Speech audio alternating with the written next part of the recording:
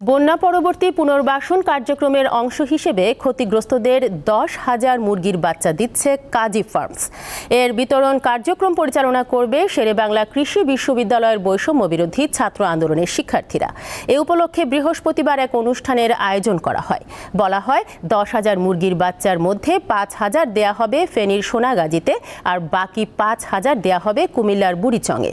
এতে বন্যায় ক্ষতিগ্রস্ত ক্ষুদ্র খামারি সহ অন্তত 1,000 পরিবার উপকৃত হবে। অনুষ্ঠানে শেরেবাংলা কৃষি বিশ্ববিদ্যালয়ের উপাচার্য অধ্যাপক আব্দুল লতিফ ও কাজী ফার্মসের পরিচালক কাজী জাহিন হাসান সহ সংশ্লিষ্টরা উপস্থিত ছিলেন। আগামীতে কৃষি গবেষণা ও উন্নয়নে যৌথভাবে কাজ করার কথা জানান তারা।